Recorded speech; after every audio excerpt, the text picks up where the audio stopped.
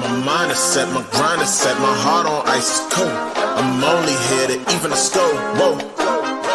My mind is set, my grind is set, my heart on ice is cold. We down right now, but did it before. Whoa. See from here we going up. Made the call, I shown up. Now the game is sewn up. Say my name is blown up.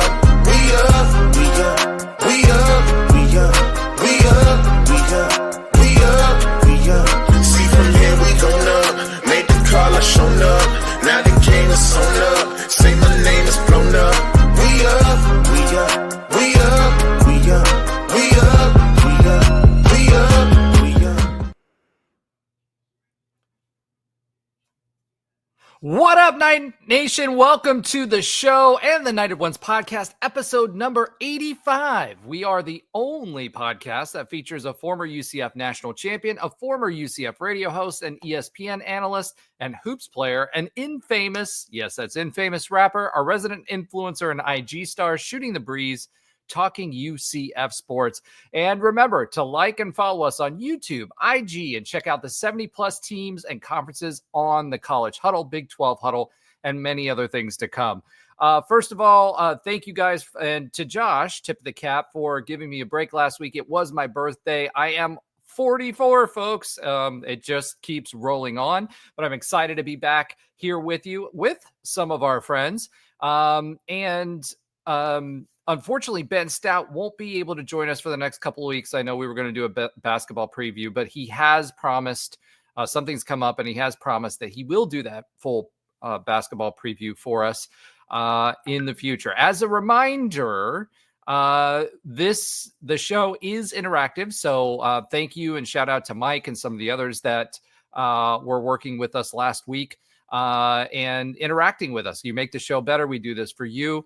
Thank you for the folks, the new followers, those folks that are commenting. And without further ado, let me go ahead and welcome my cohort for this week to the stage, our very own resident IG influencer, UCF football updates. Me, Alan Levin. Come on, Alan. I was waiting for you to introduce me, and just didn't happen. Welcome back to the show, man. We missed you. Let me see that hair flip, bro. Since Nobra isn't here to do it. There it is. As a reminder, folks, we have promised that once we hit 1,000 subs, Alan will cut his lovely locks. Yes, I'm bringing that back. Alan thought we forgot that.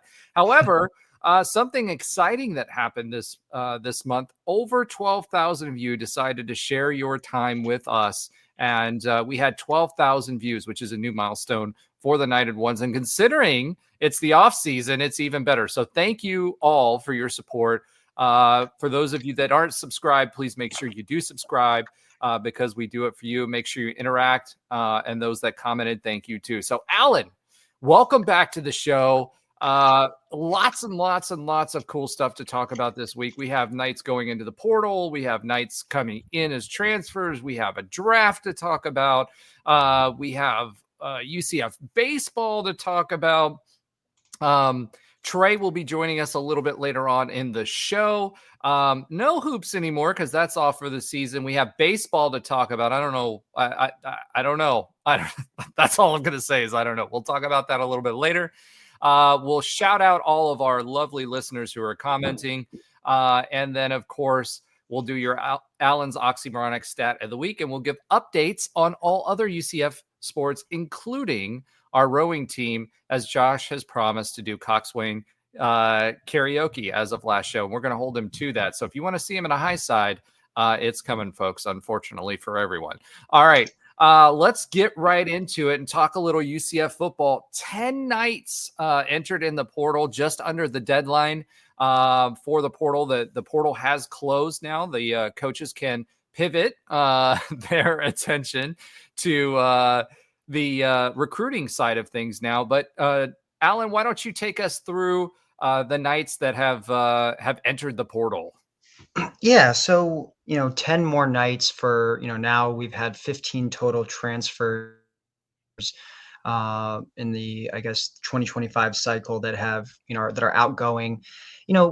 there was some big, I would say, names on here, but no one that was actually proven that's left. No playmakers from last year, big time playmakers, I'll say. No guys that were really expected to do big things this year. And maybe unless you consider Risk, someone that because he played last year was expected to start, but that clearly wasn't materializing. But here are the new names that have entered since last week when the portal first opened. So first of all, you have Quay Birdsong. Again, was a big name on paper, but obviously didn't play in his lone year here at UCF, whether that's Gus's fault, whether that's what he wasn't ready, whatever. But we never really saw what his production could be. So maybe it's just more of a potential that we've lost. What next is wide receiver Kason Stokes. Again, a guy that had a former three-star guy was, said that he had a lot of potential, but again, UCF didn't have a lot of wide receiver depth, and he wasn't exactly playing last year. Offensive tackle Chase Malamala basically came in for, a spring and then left. DB Cedric Hawkins, again, a guy that's already been transferred twice in his young career. Now it will be a third time. He was part of the fall portal class, so literally stayed at UCF for 3-4 months before transferring. So not really a loss because he never really played or we never got to see him at all.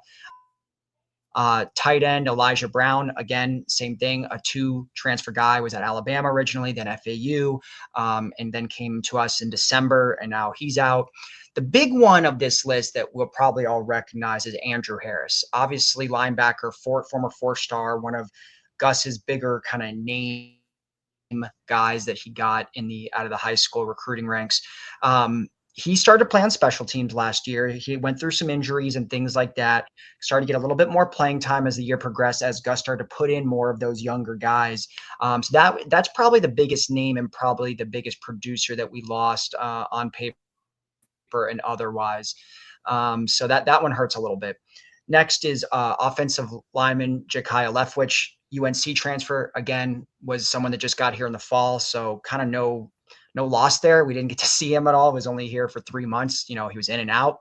And then same thing, 2 more that we have also. These were fall transfers that came in, and that was DB Brandon Jacob and linebacker Jashad Presley. So, out of the 10 transfers, literally, I think if I'm counting this correctly, 4 of them were the only ones that were actually on this roster prior to December's transfer portal. So, it's not like we lost, one of our biggest guys from last year. We didn't lose someone that we're accustomed to seeing play. And I would make the argument that probably only about 2 of these guys were really expected potential wise to really do kind of big things. So, it always is a little annoying to lose guys, but we knew as soon as the spring window opened up that we were going to have both outgoing and incoming transfers. So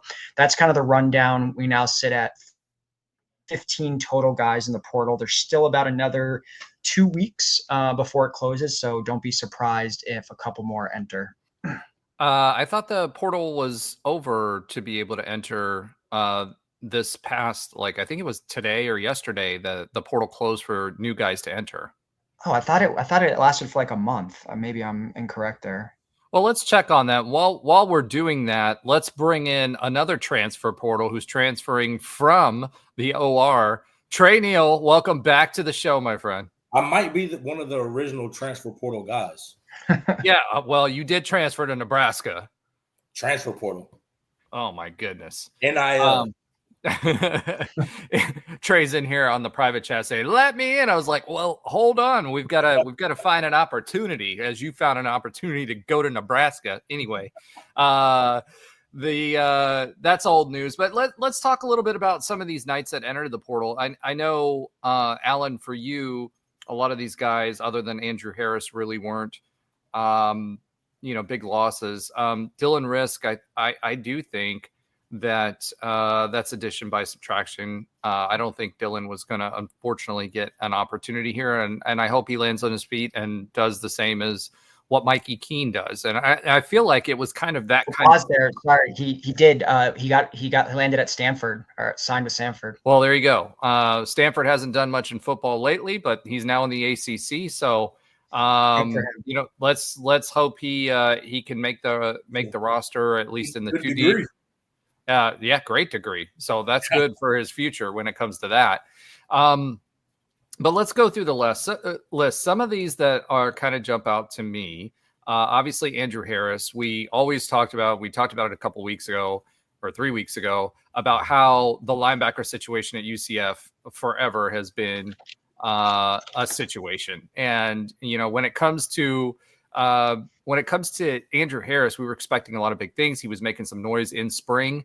So we were expecting him to at least be in the 2 deep when it came to this. So I'm a little surprised at this one. As you said, he had some injuries last year that slowed him down, but I kind of figured he'd stick around at least for another season and see where it took us. But, that's the way of the world these days. Cedric Hawkins, like you said, he was a big name. He was a 5-star, I believe, if not a 4-star, but I think he was a 5-star. He went to Ohio State originally. He was defensive back, so he played corner and safety, if I recall correctly. But he was expected to make some noise. He was a splash transfer here. Like I said, rated very highly. We brought a bunch of DBs in this cycle. Didn't seem to be making much noise at all. So I'm not really surprised at that. It seems like one of those guys that kind of transfers around based on potential, but doesn't stick around long enough to make a difference. And so, good luck to him. But big name, but not a lot of expectations versus Andrew Harris, which I expected to get snaps this year. Offensive tackle Chase Malamalala. I know I murdered that, but that's okay. I did my best. I'm actually disappointed with this one. He's an offensive tackle that was coming in, and we have a lot of openings along the offensive line. So for him, and talking to the coach, our offensive line coach, his expectation is that he's going to be rotating these guys quite a bit. He's not a guy that's going to stick with 5 and try to ride the whole season out with the 5 offensive linemen. So those folks that are there would expect to have snaps and be able to get game time. So I'm a little surprised at that one. And you can never have enough O-line depth, especially with everything that all the moving pieces that we've got going on right now there. Kason Stokes was another one that I was expecting him to compete from a wide receiver perspective in the rotation. But again, we brought in a lot of wide receivers, and we seem to have solidified around a solid group of them. Unfortunately, I don't think there was any room for him in the room, and that's what happens. And then Quay Birdsong, I had really high expectations for him. He seemed to be competing as well. His name was being bandied about quite a bit in the spring. But it seems like, again, a crowded cornerback room or defensive back room. Unfortunately, he decided to take his talents elsewhere. I wish, so of all of them, I wish Birdsong would have stuck around. I would have liked to see Chase at least for this season. And, Andrew Harris, those are the big 3 for me when I look at that list, as far as those are actual losses or potential losses as we kind of move forward. I feel like, for the most part, I agree with the who you feel are the biggest losses. Although I will say, I feel the positions that we lost were probably the most expendable, just in the sense of like, okay, so cornerback, we knew DB, like we brought in an insane amount of DBs between the portal and high school. I mean, it was something like 13 or 14 of them. It was just not possible for all of them to stay. It wouldn't even make sense. If anything, I think that we should, I'm glad some of them are leaving so we could have some other positions. Not saying I'm happy that it's Birdsong or that it's Hawkins per se, but there was a gluttony of DBs there that we just, I think, took too many. And I get, the reasoning, because we probably, Frost probably knew some guys were going to leave. So I think DB was a position we could afford to lose. And we'll talk about this in a second, but we already got another one back as far as incoming transfers. And then OL, offensive line, I felt obviously, like you said, you can never have too many, but that was another where we took 6 offensive linemen in the fall transfer portal, as well as landed 2 in the high school class. So again, when you talk about, what is that, 21 players between 2 positions, I feel like those were 2 positions we had a little bit more leeway to lose. And even wide receiver too, with all the transfers. I think, tight end, linebacker, that was a little bit thinner. Those hurt a little bit more just from the amount of depth we have. But wide receiver, DB, and offensive line, I think we could afford to lose a couple of guys, and at least none of them were like anticipated starters.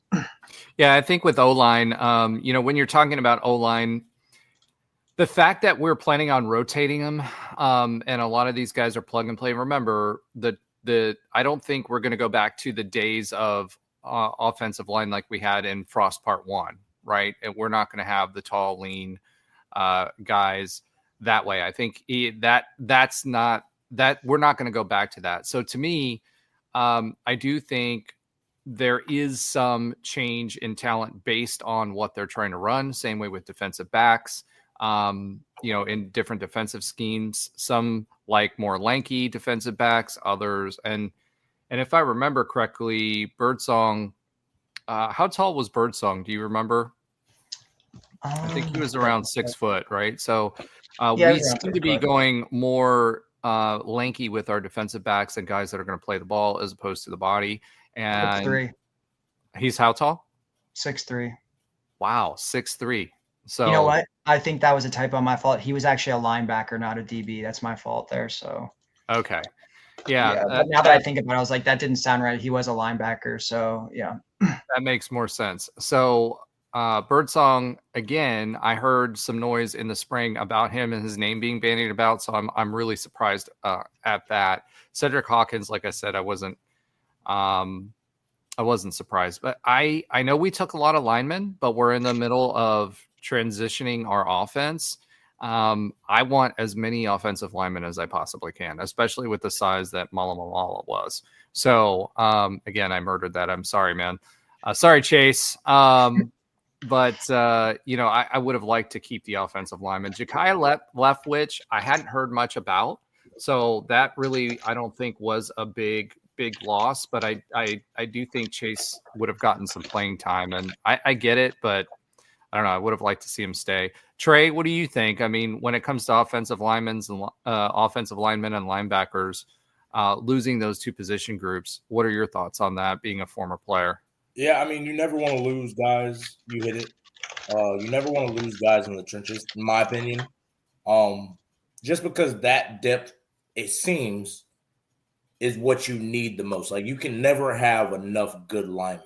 Now, what does that say about them? I don't know. I mean, I didn't go to any practices, sadly.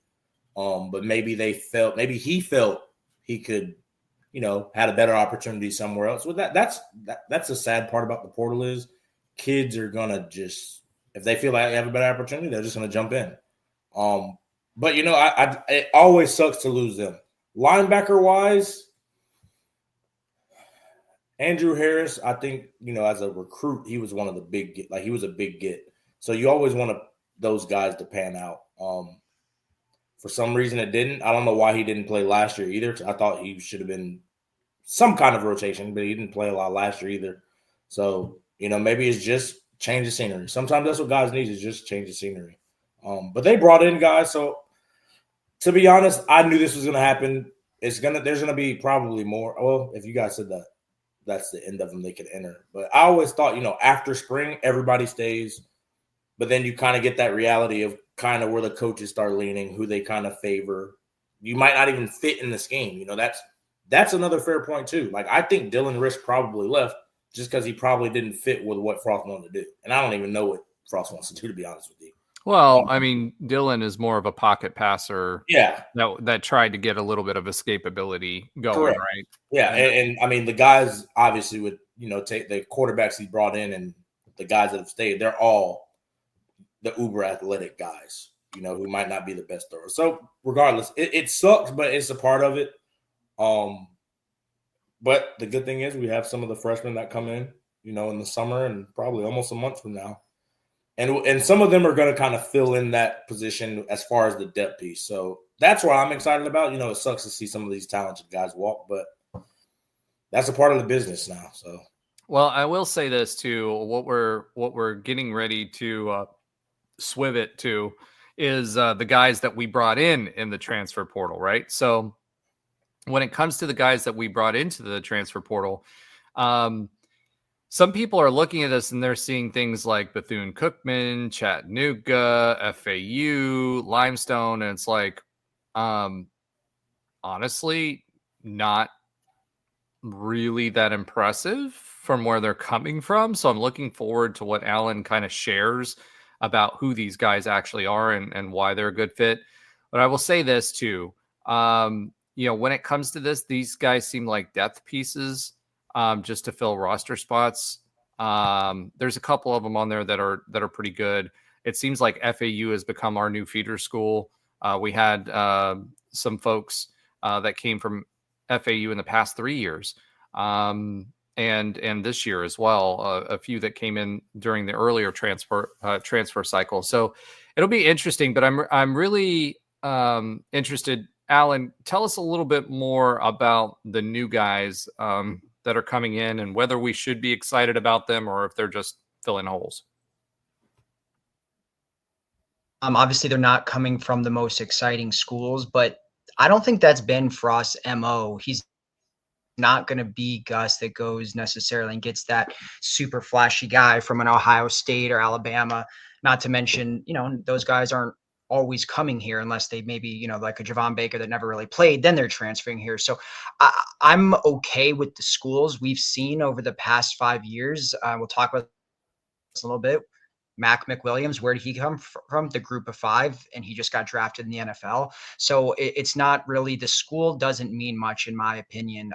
They maybe were under recruited as high schoolers, but started to ball out in their first stints in the group of 5 or D2, and does not mean they can't do good at UCF. I think a former Power 5 recruit or former Power 5 player has just as good or just as little of a chance of succeeding as a group of 5 guy at UCF. We've seen it happen over the last 3 years. Guys that we thought were going to be great because they came from, top tier school and didn't pan out, and vice versa. In terms of, the 5 new guys we got, obviously the biggest one that really stands out is Davy Belfort. Anytime you get a quarterback, I think that is obviously notable news. We already landed 2 transfer quarterbacks in the portal overall, and Davey makes the 3rd. And obviously the opening, happened due to Dylan Risk transferring out. Belfort is an interesting prospect. First of all, if you're an MMA fan, he is Vitor Belfort's son. MMA legend, actually has a gym down here in Fort Lauderdale, an MMA gym, retired now. And his son, Davey, had a really good career at Western, which is actually Davey played in Davey. Western's right down the street from me. They have a pretty good program, was an Under Armour All-American in high school, had all the statistics in the world, all the accolades in high school, got offers from Alabama, Clemson, Georgia, you name it. You could look at his rivals offer list. It's basically the who's who of college programs. Obviously committed to Virginia Tech, and was only there a year. He redshirted last year. He was kind of the 3rd string guy there, but he's a dual threat quarterback. Had his senior year at Western, had over 500 rushing yards. So this guy can do with his feet and his arms. Looks to be a very promising prospect, and seems to have a really, really good attitude. Apparently he told Frost he just wants the chance to compete for QB1. He's not expecting any sort of handout or expecting to get the gig automatically or anything like that. So, I think he definitely is an exciting get. When you talk about, I think we've all talked about Taven Jackson being the front runner, but Cam Flancher's making some moves. But there's no reason why Davy Belfort maybe couldn't come in here and win this job. 5'11", 200 pounds, was a top top 100 recruit in the state of Florida coming out of high school. Really, and he also reclassified from the 2025 class of 2024. So he's a young guy. He's obviously probably needs to develop, but seems to have all the physical traits and everything that you would look for in a quarterback. He's just obviously raw. So probably not the front runner, but he's going to come in here and compete. And obviously when schools like Alabama and Clemson were offering, clearly they saw something in him. So I think this is an exciting, get for UCF. And now we have 3 quarterbacks, competing for this gig going into 2025. But before I move on to the next guys, I'd like to, get your thoughts, because quarterback is always a big position when you land it. Well, I mean, what we had talked about this whole time was that we thought that Frost would go out to get someone else that could compete once Risk left, right? We weren't expecting them to just do a backfill type of thing.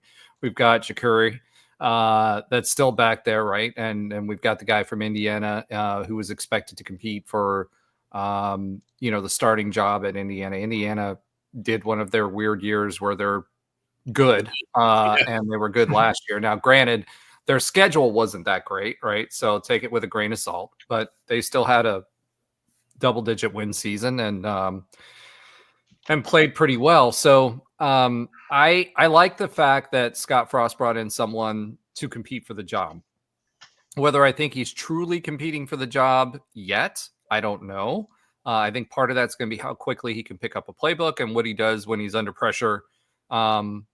He may be one of those kids that has the physical attributes and obviously was a very successful high school quarterback. So to me, I mean, if you think back to where UCF was, 3 or 4 years ago and what a QB room depth looked like, we didn't have a Miami 4-star player and Jakuri Brown, another P5 transfer that was expected to start at a 10-win season. And then we've got the young buck here, who to me is more the upside type pick, right? So we'll see what he does. But to me, I think that's a good thing. I think it gives him an opportunity to kind of hone his skills. As you said, he reclassified. You talked a lot about P5 transfers versus G5 or G6 now. I don't know. Is it G7 at this point? Who knows? The size difference is really the difference between a quote unquote P5 player versus a G5 player. It's, do they have the frame? Do they have the measurables? How do they project, right? That's really the difference. And like you said, Mac McWilliams is a perfect example.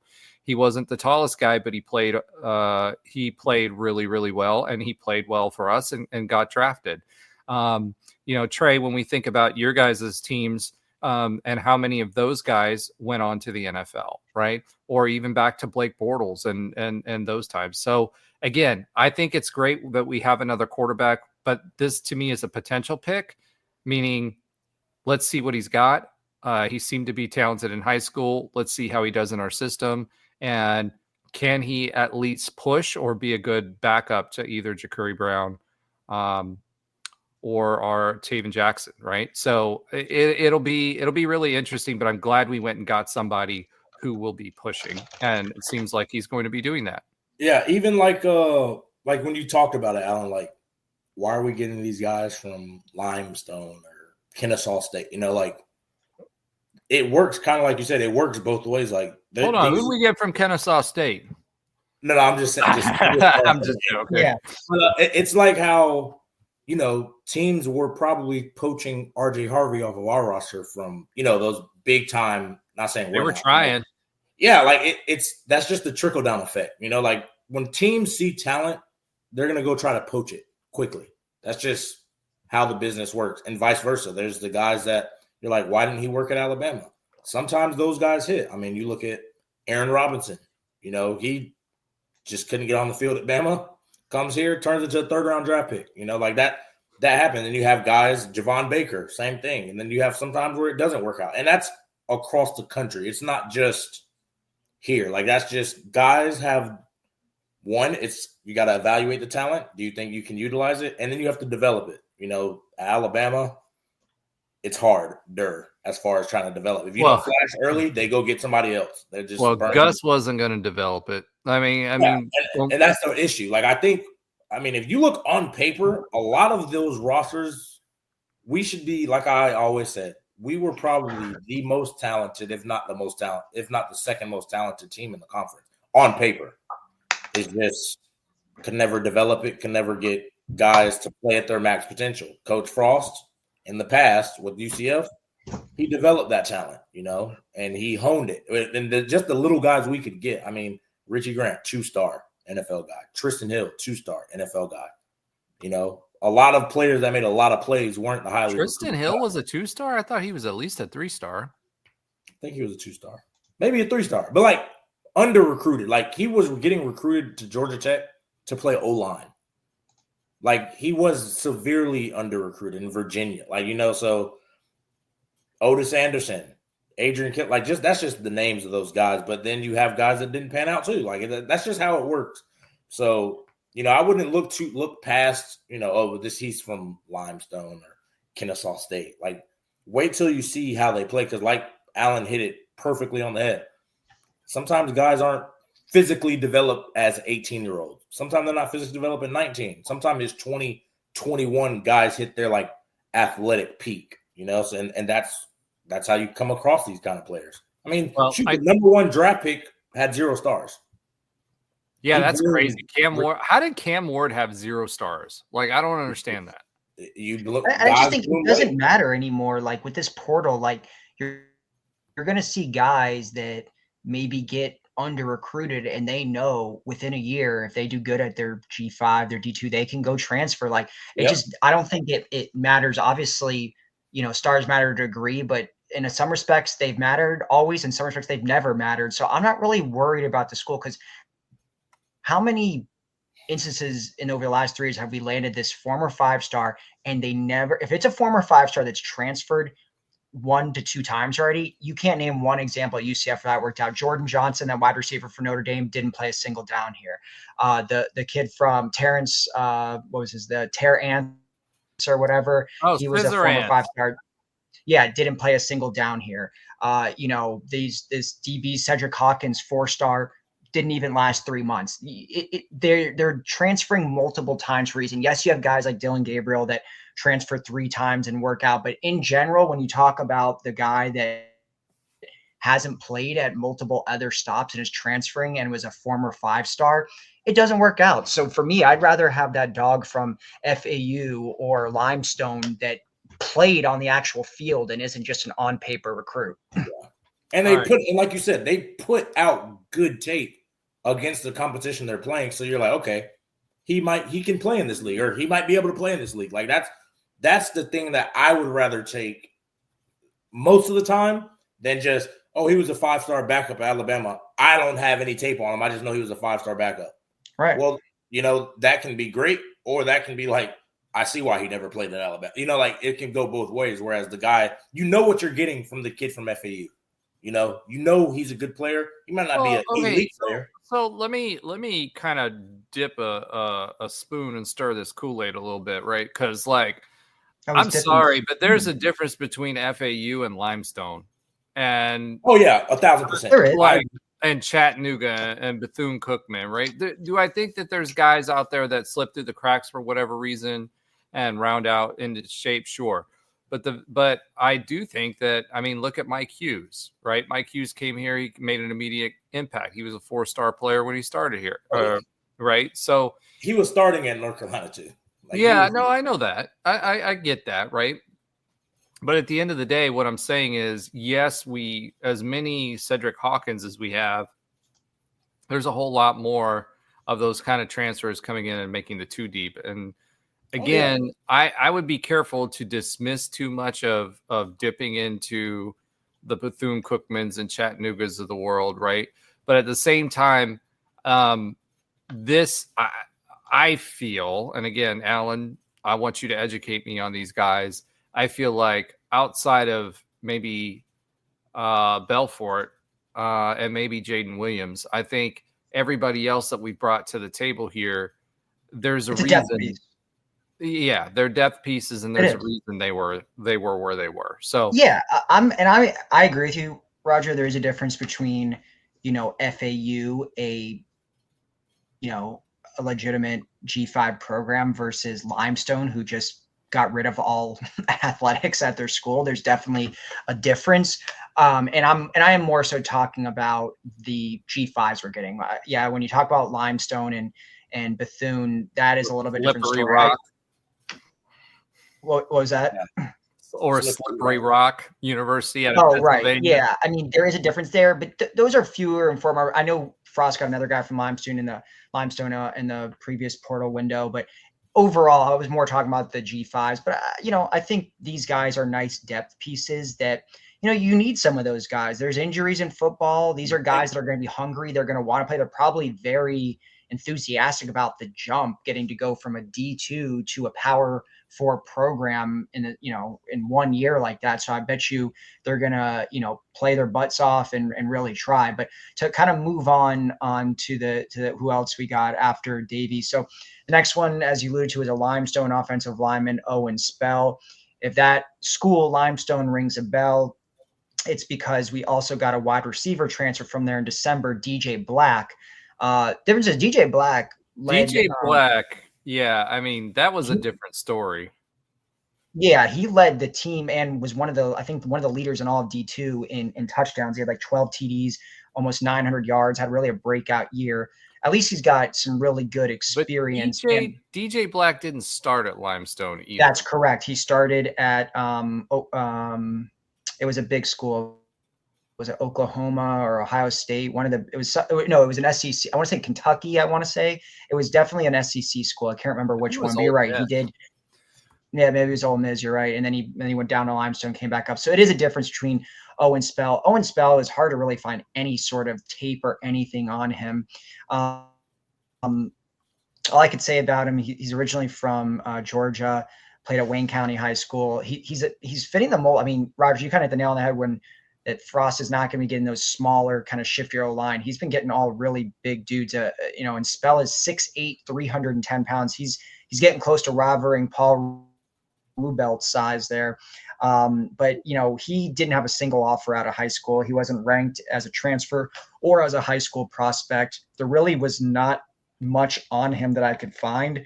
He played a little bit at Limestone, but there was not much about him. So this has clearly got to be a depth play. Obviously, UCF just lost a couple of offensive linemen outgoing in the portal. So I think Spell is purely a depth piece. Maybe DJ Black talked him up as a former teammate. I don't know.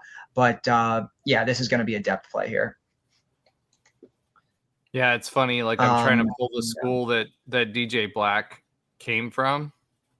So it was Ole Miss, I think you're right. It was Arkansas, Ole Miss, Kentucky. What was it? Was either South Carolina. It was either South Carolina or Ole Miss. I can't remember, but either way, it was South Carolina. I just looked. Yeah, there you go. South Carolina.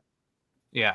So you're right. He obviously had bigger time experience before, kind of moving down. Yeah, and again, it's just the difference. And the reason I brought up Slippery Rock because Limestone is on that same tier. Do you guys know what the connection to UCF is with Slippery Rock? No. They used to be in the same conference as we were in Division III. So Slippery Rock was one of the first universities that we were playing when we started the program in D3. So that's what you're dealing with Limestone is my point. That's the caliber of athlete, right? No shade to the OGs, but it's a little bit different than what we're dealing with here. Yeah.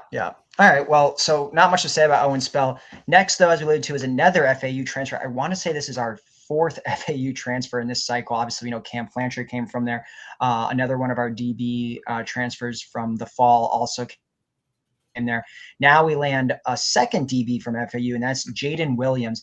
This is a guy definitely I am excited about. Comes out of Valrico, Florida, played at Bloomingdale High. They have a not one of the top programs in Tampa, but definitely, or, West Central Florida, whatever you want to call it, but Valrico, they have a fairly proud program. They were top 3 team in the state as recent as 2021. So he definitely comes from a real good high school program. They've been a little bit down recently, but as a prospect, he was a top 300 player in Florida, ranked as a 3-star guy. He's just about 6 foot, 185 pounds. And he was a fairly significant player for FAU. He was voted as a co-captain last year on defense for the Owls. And probably had his best year as a college athlete last year.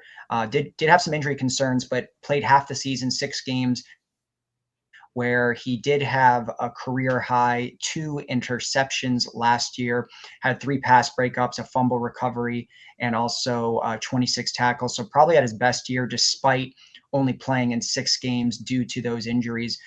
Been pretty productive. Has played a freshman. He's going in to be a redshirt senior. He's played at least 4 games every single season. So is a guy that has plenty of experience, 30 games overall in college, all spent at FAU. So we get, a nice redshirt senior with a lot of experience, comes from a real good high school and has a pretty good track record, and obviously a leader as a co-captain. Had a couple really strong games last year for FAU. Had probably his best game against Michigan State, playing against a Power 4 school. So I think this is a guy that could definitely make an immediate contribution, especially when you talk about, UCF obviously losing multiple DBs in the portal, not only in the fall, but most recently here in the spring, where, like we mentioned, Cedric Hawkins being one of them. So this is a guy that I think can come in and play right away and has the experience. Played at FAU all 4 years, had some good years there. So I think it's exciting to get. He's long, he's athletic, he's fast. He looked really good on tape. Played some of his best games against Power 4 competition, even though, FAU is in the AAC. They've, historically do play some big teams in their non-conference. They played Alabama recently. They've played, obviously, Michigan State, played a couple other big schools. So, yeah, so I do think that this is a solid get for UCF in the secondary. Yeah, I agree. 3-star kid, originally out of high school. Like I said, for me, I think he's a good get. Him and Davey are the 2 exciting ones out of the folks that are transferring in. How about Jefferson LaFont? Yeah, this is now, okay. He is, I think, an interesting prospect. He does seem a little small for a defensive tackle, 6'3", 290 pounds. He is entering also his senior year, so I don't know, maybe he'll get a little bit bigger in the UCF weight room. He played for Bethune-Cookman. This is a school UCF plays every few years, obviously, as our FCS opponent. And former rival for UCF when our program was smaller. And former rival. He has some, he played decently this year. He had 18 tackles. He had a career high 2 sacks. He had a forced fumble. So he definitely was a playmaker for them. Not their top DT, but a guy that did play, did well. Obviously, Bethune-Cookman had a pretty tough year. They went 2-10, so wasn't a lot of highlights for Bethune. But LaFontaine played. He did play at North Miami Beach High, another local school around here that has a pretty strong history in high school football. This to me definitely feels like a depth play, a DT at the Big 12 level when you're playing teams like that are really big on the lines, like Kansas State or someone like that. I feel like 290 is kind of tiny, just relative to some of these other DTs that we have had recently, like a Ricky Barber or a Lee Hunter or someone like that. So again, this probably not the most exciting one, but definitely a depth play, and doesn't hurt considering that we did lose quite a few tackles to not only graduation like Ricky Barber and also in the portal like Lee Hunter. Okay. So we definitely needed some depth there. Let me bring this up because you mentioned Ricky Barber specifically. His playing weight was 295. He was 6'3", 295. I guess I'm just comparing everyone to Lee Hunter. Yeah, I think so. He was 6'3", 295. So you definitely, it also depends on what you're tasking the defensive tackle to do in your defense. Like some guys are gap fillers, and other guys are guys that are going to get after the quarterback or try to get after the running back in the back. We're talking gap stuffers. Those are like the Lee Hunters, or gap shooters, and those are like the lighter guys who get in the backfield. You want to have versatility too. Like it's it's not like the 70s, 80s where you just want 3, 4 just behemoths just to eat blocks and just call it a day. No, you want guys that can stop the run.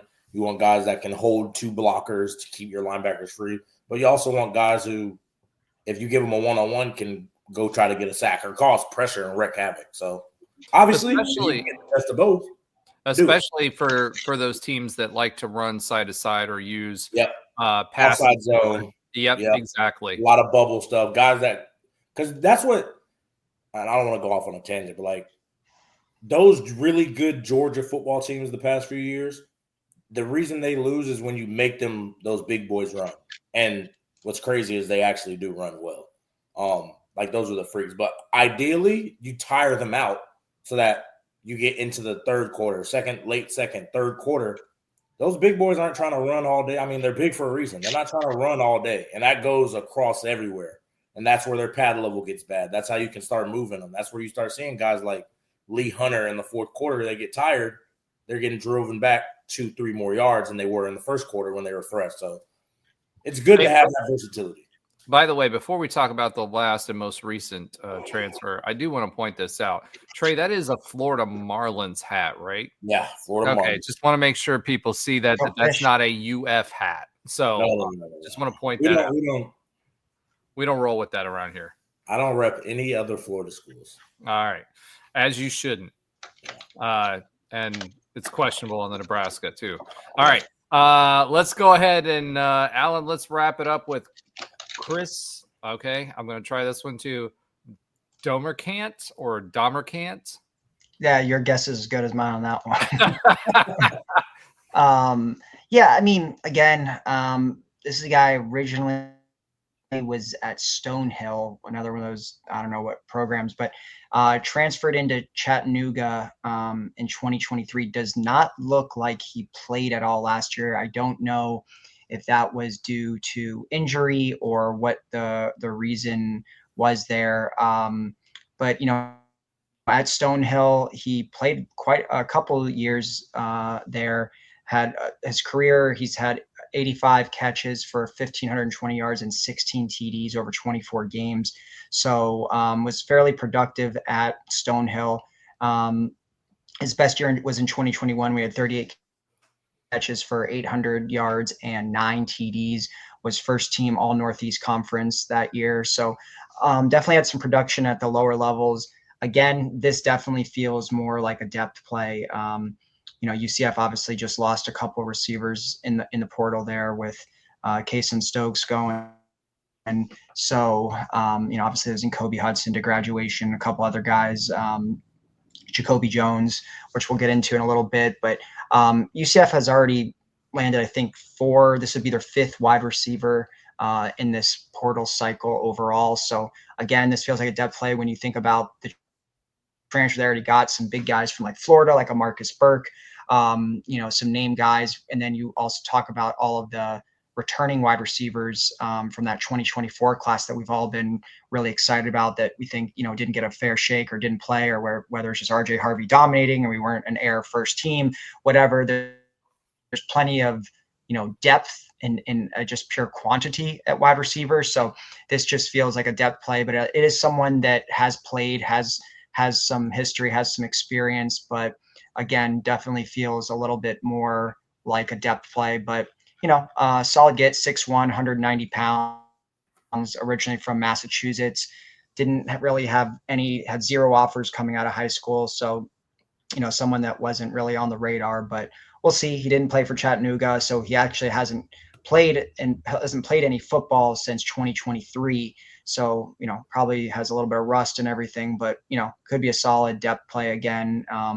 Not every wide receiver is going to play. So I think we see what Frost is doing here with some of these guys, and he's clearly just kind of building the depth with guys that he knows will probably work hard, will have the right attitude, and probably, fit the culture he's trying to create here at UCF. Special teams guy is what I'm thinking right there. That's probably fair. Yeah, and I had to look up the school because I was curious. It's in Easton, Massachusetts, and has an enrollment of 2,500 with a 77% acceptance rate. So that should tell you everything you need to know. All right. Depth guy. All right. So let's go ahead and swib it since that's what we're going with now. Let's talk a little draft day. Lots of excitement there for UCF and a surprise and a good one in RJ Harvey. Oh, yeah. That was the number one most exciting thing for me out of this draft. RJ Harvey going in the second round. We thought when we were talking about this, we had said all along he'd be a third or fourth round guy. Yep. There was a lot of running backs and a fairly good running back class that came out this year, right? So this was going to be a competitive one. And he goes with the 60th overall pick to the Broncos, which is exciting because my son, because of my ex-wife, is a Broncos fan because she was from Colorado. So anyway, you didn't see the face I just made if you're listening on the podcast, but I'm not happy about that. All right, Alan, take us through draft day. What were your takeaways from draft day this go round? Yeah, that was really exciting. I thought that we were not going to see any UCF players go in the first two, maybe even the first three rounds. You had heard some buzz early on that RJ might be at best a third round pick, but then you heard that he could drop as low as some predictions were even the fifth, for whatever various reasons, smaller, whatever, which he's not, but seemed to be overshadowed by, like you said, this was a very deep running back class. I think there was 2 or 3 running backs taken in the first round, which you don't see anymore. I mean, running backs do not go in the first round anywhere like they used to, but you saw, I mean, obviously Ashton Genty went 6th overall. You had a couple other running backs. Then you even had the Big 12 that had all these guys that were, the name guys, right? Ollie like Gordon, Taj Brooks, like all Scattaboo, all these guys that, remember, also, were given all Big 12 honors over RJ, which we all complained about as UCF fans. So I wrote a tweet that got, some considerable buzz. I said, RJ went over Scattaboo, Taj Brooks, and Ollie Gordon in the draft. That is the ultimate kind of last laugh for RJ. He got drafted the highest out of any of the Big 12 backs. He was the 7th running back taken overall in the entire draft. So, yeah, it was a pleasant surprise. But, Denver obviously does not have, a great running back situation. They had Javonte Williams, who's kind of been a bust. He's been injured a lot. So, I think he has a chance to immediately go in there and start and be a playmaker with a young QB like Bo Nix. So real exciting. Obviously, RJ had a very dynamic, workouts with the teams, had a great pro day, had a great combine overall, really turned some heads.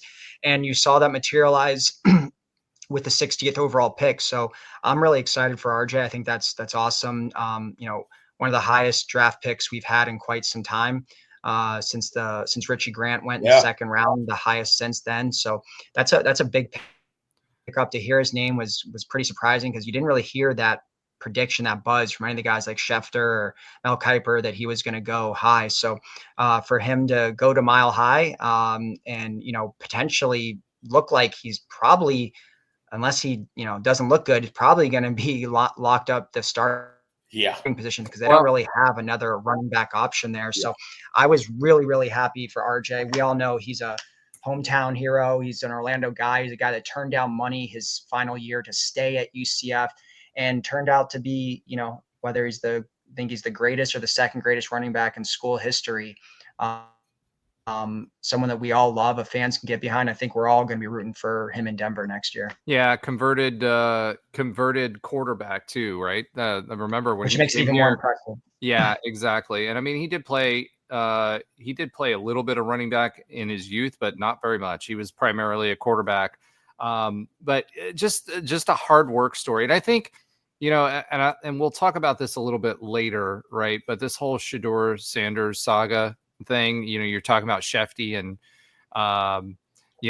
how he got that one way wrong, and it has a lot to do with the quality. I think this draft, the quality of the individual was looked at a lot more highly, especially and a lot of these GMs talked about it, is the transfers and what kind of players these guys are. They don't care about football was what you heard. And then you have someone like RJ Harvey, who's the complete opposite of that. And I think that carries weight when you get to the pro leagues. And I think that just the person he is, and quite frankly, he's an excellent running back. I mean, he was two, for leading the nation as far as running backs were concerned. He can catch out of the backfield. He has the ability to cut. He's not a one cut type of back. He has patience. He has all of the things we talked about while we were watching him. He deserved better from the folks that were around him. But RJ Harvey is a heck of a running back, and he carried the load, and everybody knew he was going to carry a big load, which made it even more difficult. And then when you go back and you think about the quarterbacks that we had in the past, they were running quarterbacks.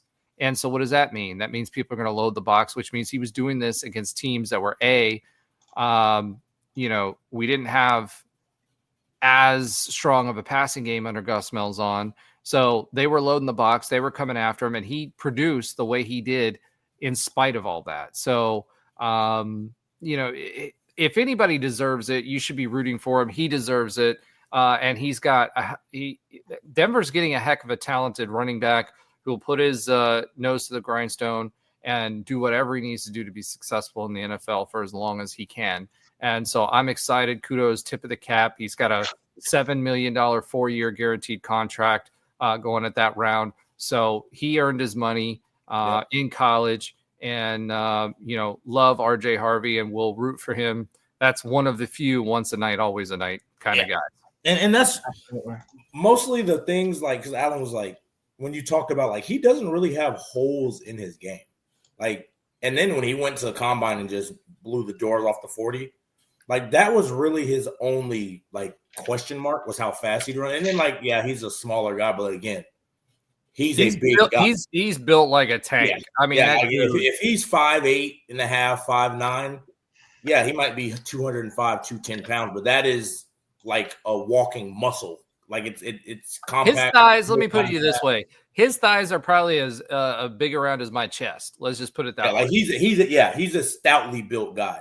So, and then I think the only thing, like, again, it was just his age, which, I mean, how long do running backs really last anyway in that sense? But, like, that was really his only knocks. The average is 2.5 years if you want to know the statistic. Yeah, so, like, him going second round, I'm not going to lie, I was surprised. But it wasn't because of what he put on the football field. I can definitely tell you that. That was never going to be his question. And, again, like you said, it's great to see the guys who stick it out. Because, again, I come up here all the time. I'm like, if somebody would have offered me $1 million to leave, I would have left. And that doesn't matter where you're at. I just think there's some amounts of money you can't say no to. And the fact that he stuck it through, and see, that makes it even worse that you left for free, Trey.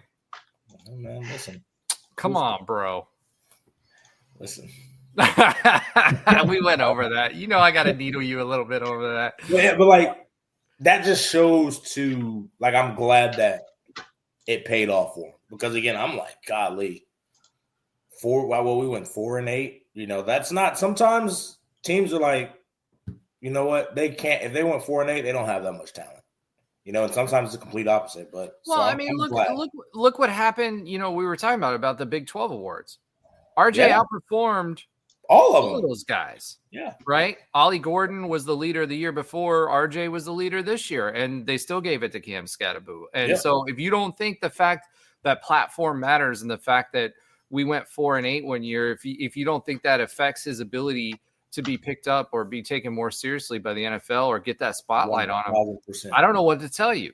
But Denver saw the stage. Yeah, I mean, and, like, the bigger the stage, the more eyes are on you. Everybody watches the big games. Cam Skattebo, people remember him. I mean, we know him just because we are in the conference. Most people only know him for his game against Texas in the playoff. Majority. That's how they know him, because they're like, who's this guy that's being a beast? So, like, in our heads, we're like, even when we played, we're like, listen, it's a lot harder back then. We need to play on New Year's. That was always our goal. We have to play on New Year's because then people will realize how talented we really are. You know, that's the truth about it. And it wasn't necessarily about us, yeah, but like everybody's always like, wow, UCF, they have really good players. They have actual NFL guys on our team. I tell people all the time, yeah, we weren't the Alabamas were our third strings were NFL guys, but a lot of our first stringers and some of our second string guys were NFL guys. So the rest were Canadian Football League guys. They were all CFL guys. Who? The rest of them. Yeah, and that's not even a knock because there's a lot of great CFL football players that, again, they don't even get talked about just because it's not American football. But like we had so much talent, and again, if you don't win, you get overlooked in every aspect. Coaches, awards, all of that. So, all right. Well, let's go ahead and move on to our second quasi surprise. I think Mac McWilliams. Let's talk about Mac McWilliams a little bit. We mentioned him earlier. He went in the 5th round to the Eagles. We saw what he could do here, and he played in the various bowls, postseason bowls that were out there. Senior bowls, etc. And he impressed a lot of scouts. Those are great opportunities for people that are bubble kind of guys to kind of separate themselves. And he's the first defensive back since 2021. So what do you guys think about the Eagles picking up Mac McWilliams? Yeah, I mean, he was a guy that kind of flew under the radar, I think, with UCF fans. Obviously, one of those G5 transfers that we, from UAB, we weren't sure about. Kind of came on later on in the year when some other DBs didn't pan out like we thought they would. But, he had that early pick I think it was against the FCS school that we played, then kind of fell off for a little bit, but then came on strong again as the year started to close out. And, he was talked about. I mean, he got invited to the combine, had a good combine. I don't think it was someone initially when the year started we expected to be an NFL prospect, but he did. He proved it on the field. So yeah, I think it was a surprise, especially when you compare it to a guy that we all know really well in BJ Adams, who didn't get drafted, a guy that is a 4-year starter for UCF pretty much from the second he stepped onto the field. And then definitely, there were some stats about him when balls were thrown his way. I don't, something like he gave up only like 3 completions or something crazy like that. So, when you started to hear BJ Adams go name a lot, and Mac McWilliams, I think, kind of fell under the radar, but ultimately taken with the 5th round by the Eagles, lands on the Super Bowl champions. So I think that's a really, good landing spot for him. And I think he has a really good chance to make the team and maybe, I don't know, what his role will be. I think the NFL.com graded him out as a likely backup. I think it was like a 5.99 he was graded, which is considered a likely backup, but let's see what he can do. And it was exciting that, again, we got, for the second year in a row, we got multiple players drafted. So even in a down year when we were 4-8, to have a guy on each side of the ball go in the top 5 round, I think was great. And it's cool to see, especially, I think, we're going to see this more and more, it's going to be transfers that ultimately get drafted. But when you talk about a guy that was only here for 1 year, to go and get drafted, that's kind of cool, kind of shows out that the transfer portal can work, even if it is a 1-year deal, a hired mercenary, whatever you want to call them, comes here for 1 year and still gets drafted. That means that was a transfer that hit. So, good for Mac. Yeah. I'm just saying anytime you can pick up a 3rd round draft pick in the portal, I'm not complaining. Right. Obviously, you'd love to see it materialize, or maximize in that sense. I think he did come on late, but perfect world, you get the Mike Hughes. The guy that comes in is just the best player on the field and goes 1st round. That's not always going to happen, but just McWilliams played very good football. It wasn't like he was just a bum or underperformed. He played well, especially late. And again, I think that's another guy that he kind of got overlooked because we're losing so many games in the secondary. A lot of it, you can do something right, but if everybody else kind of gets beat, it doesn't look like you're in a good secondary.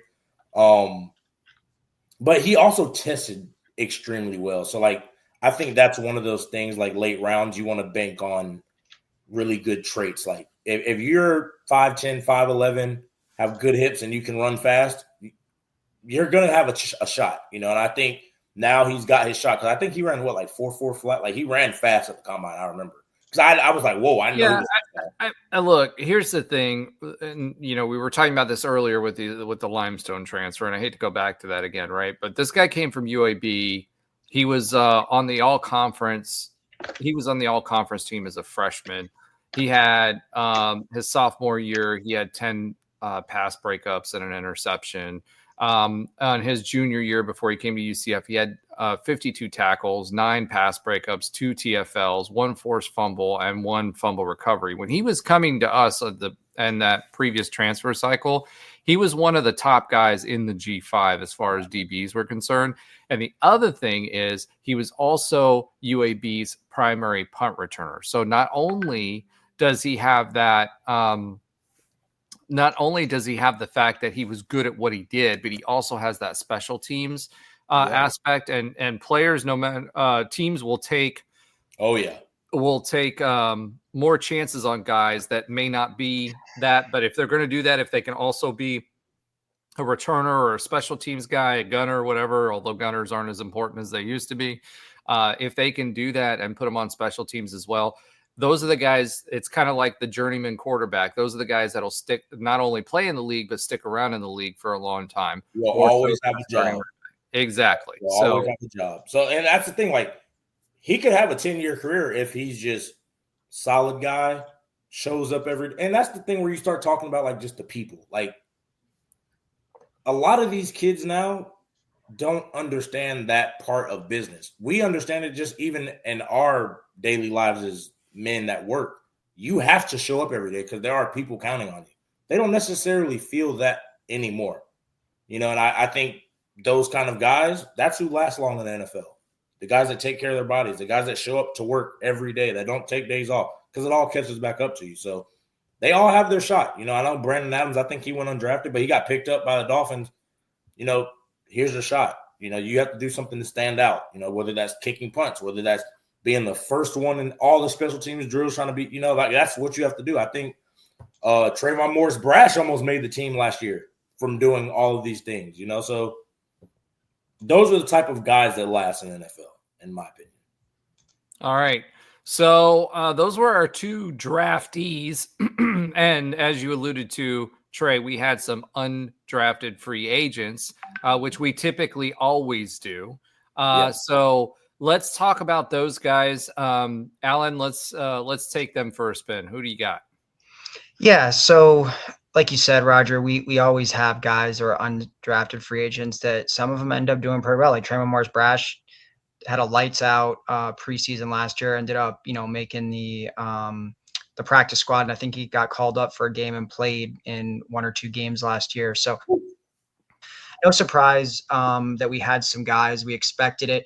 The big 2 are obviously Kobe Hudson and BJ Adams. Those were guys that were on the draft radar. They were at the combine. They both received draft grades. The Kobe Hudson not getting drafted isn't super surprising. It was a pretty deep wide receiver draft. He had some issues with drops and things like that. BJ was definitely, he was getting as high as a 4th round grade. So that was a little surprising, but Hudson ends up in Carolina, which I think is a good situation. They did draft a wide receiver pretty high. They also got Colorado, one of Colorado's receivers, the guy that used to play USF. I forgot his Jimmy Horn. Jimmy Horn. Yeah, Jimmy Horn. Yeah, he went there. But dude, I am so mad we did not get that guy. He wanted to. They even put it in his draft notes like that he wanted to go to UCF. That's how bad it was. Like that was Frost era, wasn't it? When Jimmy Horn was wanting. I think that was. It might have been. No, I think that was first year. It might have been. I don't remember. Yeah, I don't remember either, but yeah, that was a shame that we ended up not getting him. But you know, so I think Kobe ends up in a good situation there. Bryce young quarterback, needs some weapons. Adam Thielen is there, but he's older. I think they have a couple other guys, but so that could be a good situation. We'll see if he can make the team. Obviously, a talented player, had some issues with drops. The other one, BJ Adams, goes to my hometown, Miami Dolphins, who I was talking with Roger before the show, are very, very thin at DB. And Jalen Ramsey's on the trading block for whatever reason. So they need DBs. So I think BJ definitely has a shot of making the team or at least the practice squad. Then 3 other guys that got picked up, not super surprising. Probably a little more under the radar. Definitely, we did not expect them to be draft picks, so them getting signed is not, as UDFAs is not that surprising. But Amari Kite, offensive lineman, who came over here from Alabama, had a good 2-year run with us, signed over in Seattle. Then you had Ricky Barber, who at one point was expected to be a draft pick. Had some real bad injuries there over the last couple of years at UCF. It was a very productive player ultimately for the Knights for a couple of years there.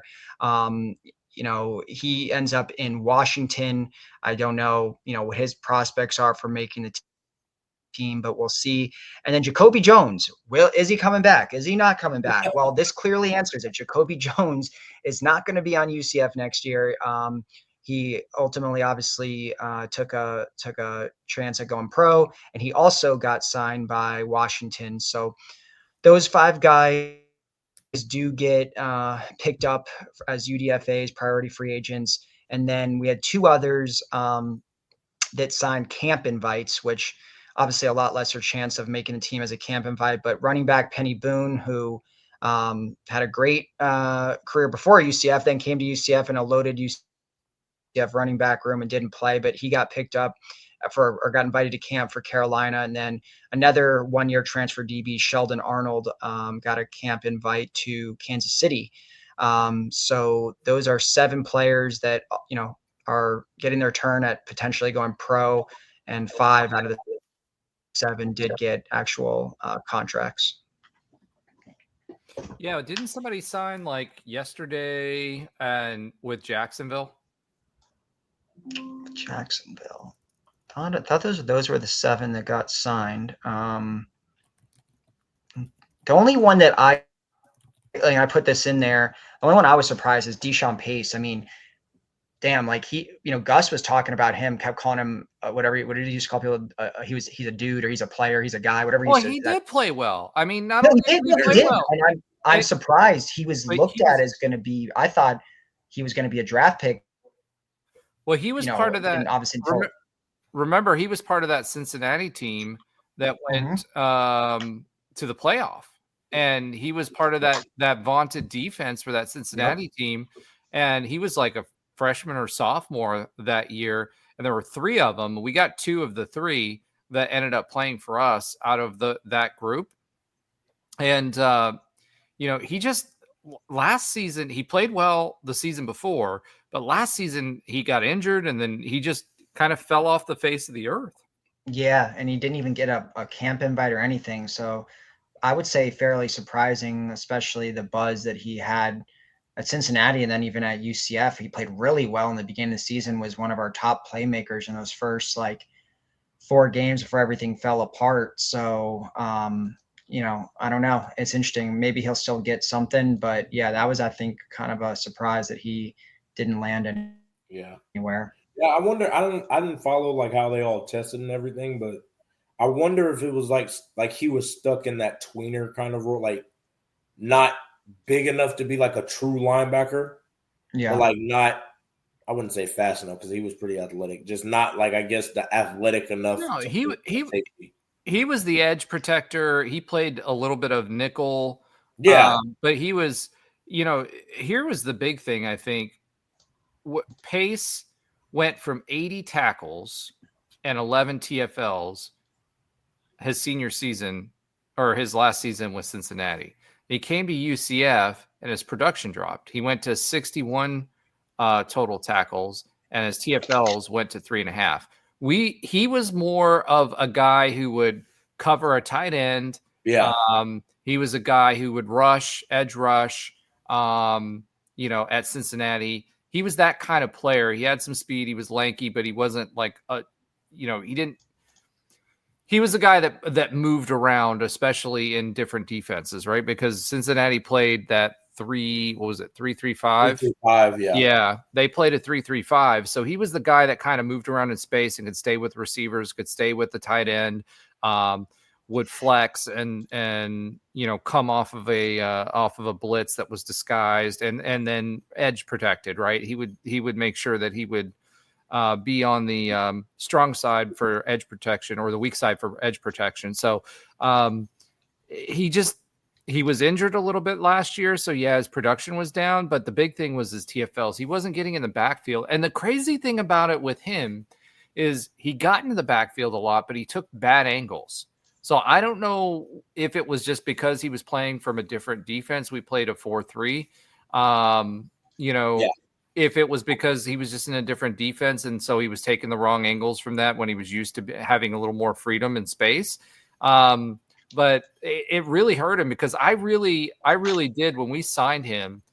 There was a lot of buzz nationally around him, and I expected that he would come here and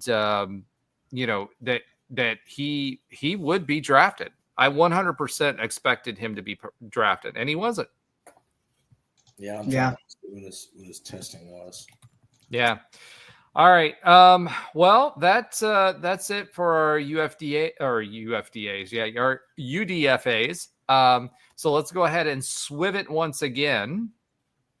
And let's talk a little bit about our dearly departed quarterback, Dillon Gabriel. And the only reason I'm bringing up Dillon Gabriel is because there was a controversy that happened from a certain Big 12 quarterback from Colorado who also got pranked. By the way, that all came out today. They got pranked during the draft.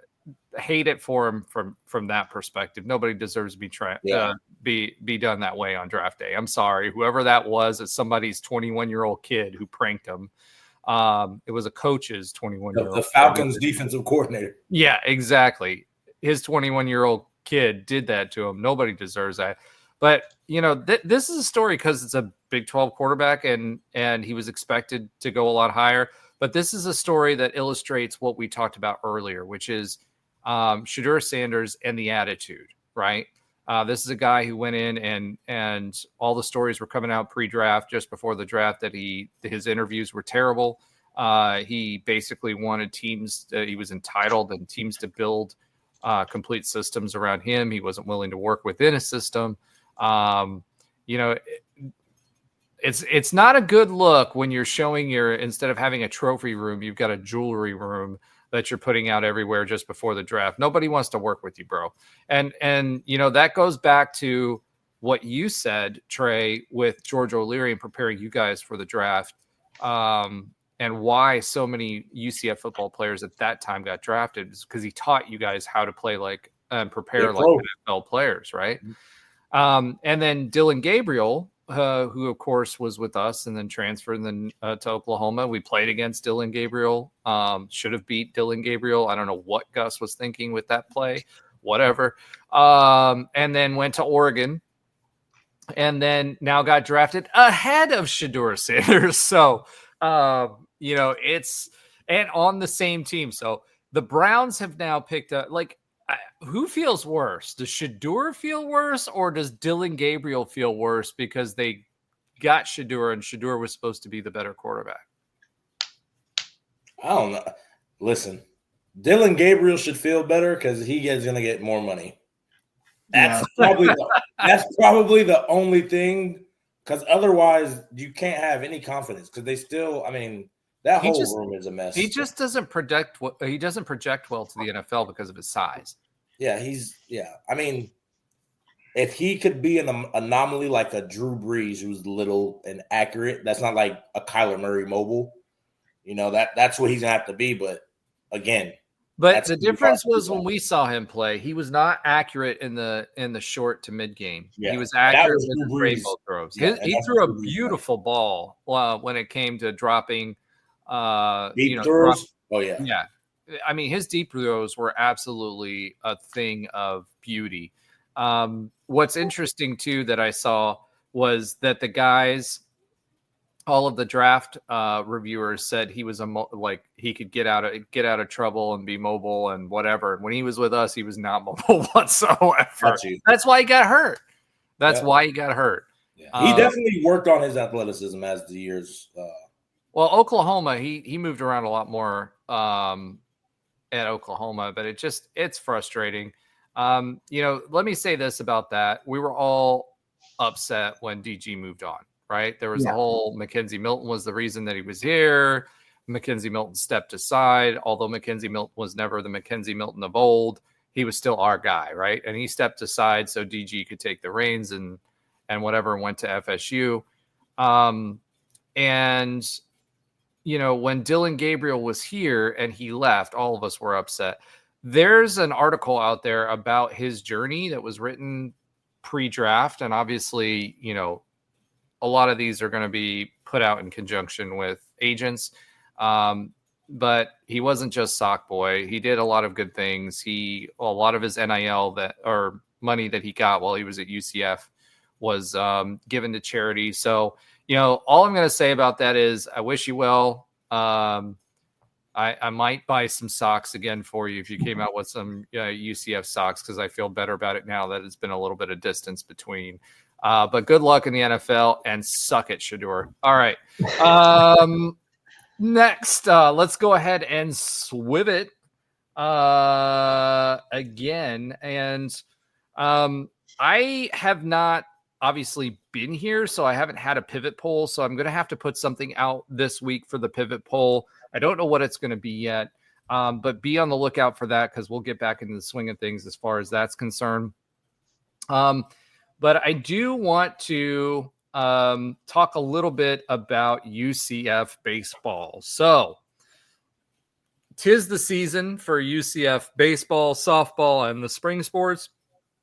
Softball, believe it or not, is still in the running for a regional, which is kind of crazy to think about given where they've been. I love the fact that they have a lot of really good wins. That's what's keeping them afloat. Yeah, 100%. Their RPI is number 28 in the country. So they've got two really, really good pitchers.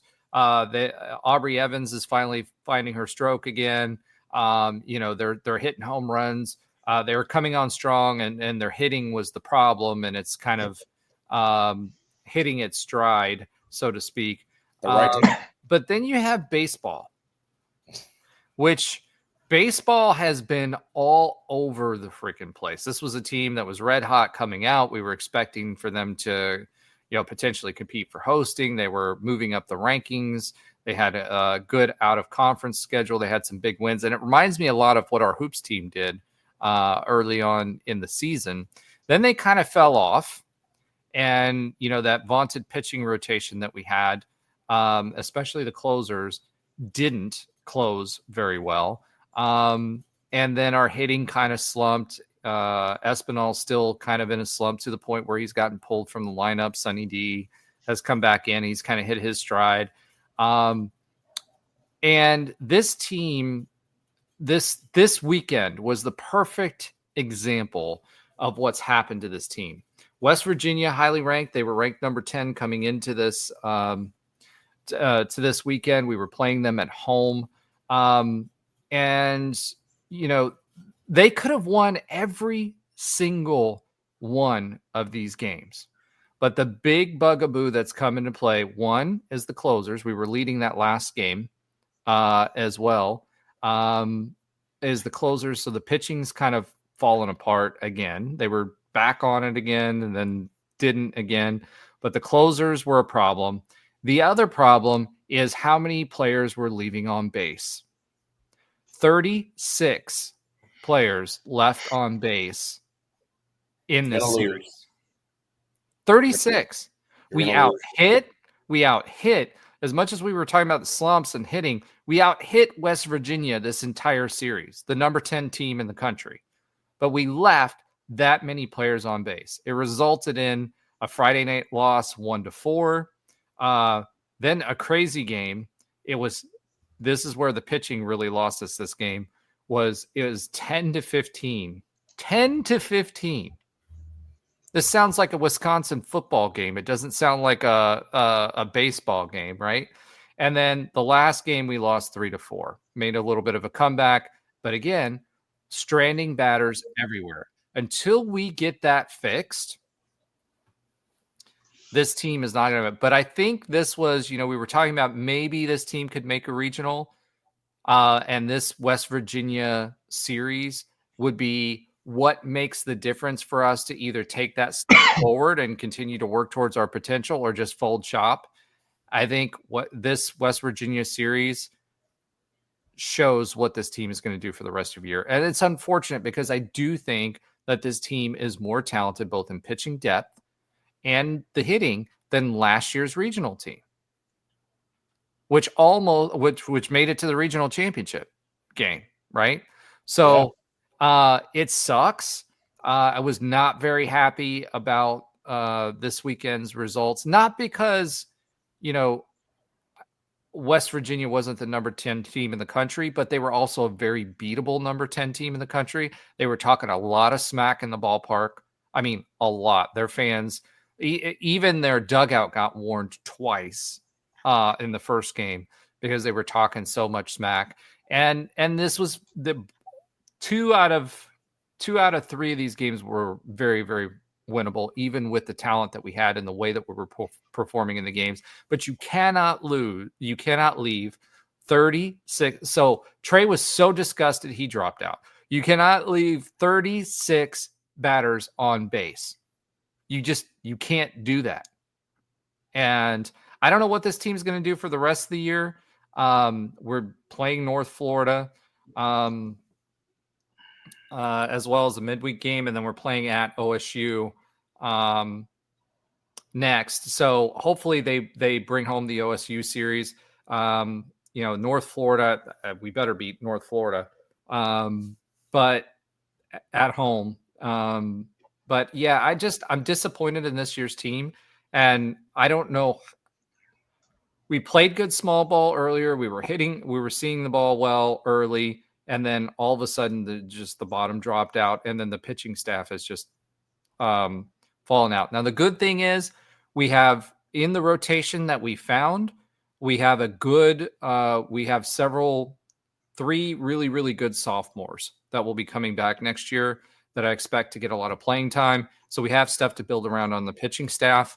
But I don't know. I don't know how we've managed to lose games. We've managed to put ourselves in situations to lose games that we should have won. Let's just put it that way. Alan, do you want to add anything on that? Yeah, it just seems, the baseball team, again, kind of having a similar year to last year. There was some hype. Obviously, we talked to Coach Wallace before the season. Seemed pretty jacked up about the season. Supposed to be a good year, year 2 in the Big 12. And yeah, I mean, they're not getting it done in Big 12 play. I mean, we've seen how many series where they've got swept.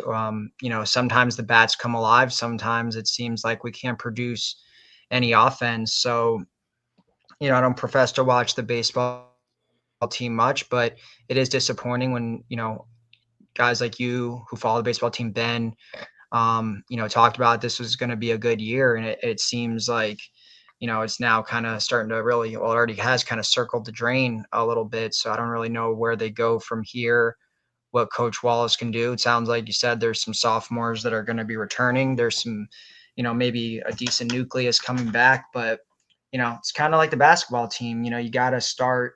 I know we're in a bigger conference now, a tougher conference with, opponents that are harder week in, week out. But, you want to start to see really in all the sports, and football for that matter too, start to compete in the Big 12 or start to go in the right direction at the very least. I'm not saying that we should be winning the conference in any of these sports yet, but they should start, competing. But, we've been really in the bottom half in conference play in most of the major sports. Baseball, well, I think that's the key designation there, the major sports, right? The 3 revenue producing sports and men's basketball and men's football.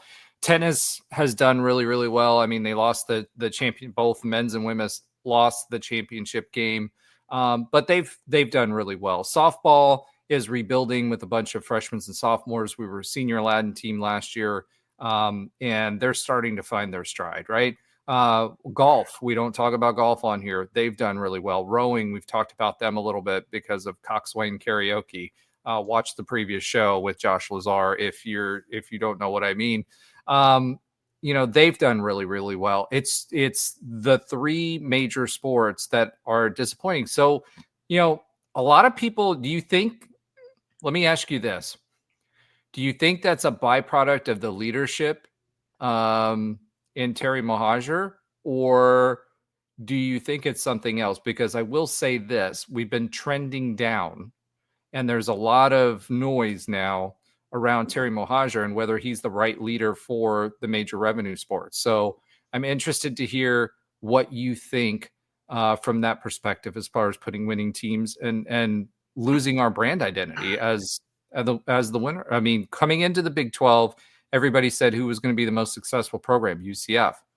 Mm-hmm. What we've been passed in some ways in the major revenue sports by some of the other schools. So what are your thoughts on that? I think obviously everything starts from the top. I think losing some of our identity, that's got to be attributed to Terry because he's at the top. He's our leader when it comes to the athletics program, but he hires the coaches and the coaches bring in the players. Blame has to fall, I think, on the coaches and the players. I mean, if you want to blame Terry for hiring Dawkins hiring Wallace or hiring Gus Malzahn. Well, sure. Hold on. Wallace isn't in this conversation. He went to a regional last year, his first year. All right. So let's just say that not firing Dawkins and not firing Dawkins, hiring Coach Malzahn. Sure, he definitely gets some blame for that, but the coaches still have to perform at the end of the day. It's not like, I guess budget is a thing that can come from Terry and how he chooses to allocate and things like that. But, the football program had plenty of talent. I think the coaches deserve blame. Let's just say in a crazy world, Danny White was still here and he was the one to have hired Gus Malzahn. Yeah, you can make the case he would have never hired Gus Malzahn. Whatever. Let's just say that he did. I don't think Gus Malzahn would do any better. He's the coach who he is. I mean, he is who he is. We know exactly what he is. He did it at Auburn. He did it at UCF. So I think the coaches share a lot of that blame in not performing in their respective sports. And maybe and Terry deserves blame too. He's keeping on to Johnny too long. Maybe he kept on to Gus too long. He made the wrong decision in hiring him. But the resources were there, especially for football, to be more competitive than 4-8. And that was, I think, purely a coaching thing. I don't care who our AD was. Malzahn clearly just didn't have enough, just talent, I guess, as a coach to succeed, because we got plenty of recruits. We all talked about last year or this past year, how well UCF did in re-recruiting their own players. They had very minimal damage in the portal. They were able to stave off a lot of big programs, get a lot of donors to contribute to keep this team together and bring in a lot of big name guys. And it didn't work out. And I don't think that's Terry's fault. I think that's the coaching staff. So, do we need a new AD? Maybe that's a different conversation, but I do think the coaches are the one that choose the players. The coaches are the ones that make the playbook. The coaches are the ones that develop the kids and make all the big decisions around the on-field stuff. So I think you got to put some blame on the coaches. But, if you want to say, well, the coaches are hired by the AD, I guess you can go, and the argument can get very circular very fast. But I do think Terry doesn't deserve all the blame for this. Okay. Well, you heard it first here. From Alan Levin, our IG star. So make sure you hit up our socials if you agree or disagree, or throw your comments on there. As for me, you're right within the context of the conversation as to whether Terry Mohajir is the right AD for us. I think we may pick that up on another show now that it's the off season. But within the context of the performance, I think performance is the coach's fault. The decisions that are made to bring those coaches on in the evaluation, and then also what you do while they're here. Dawkins is the example. Everybody knows how I feel about that. This was the year, I think. And I understand it's a financial decision, and we won't start getting those Big 12 checks until next year. But our budget is a lot higher, and we've had more talent than we've ever had. Going back to, the AAC days and everything else. And I just think that he better hope Scott Frost works out. That's all I got to say when it comes from a performance perspective. And then we'll have that discussion later on Terry Mohajir. But there's a lot of people and the fan base seems to be divided on whether he's the right fit on a go forward basis. So I hope for his sake that Scott is showing some life. I hope for our sake that he shows some life this upcoming football season, because that's the only thing that's going to keep him out of the doghouse as far as I'm concerned, other than the fact that we're doing the tower. But that tower only goes so long. All right.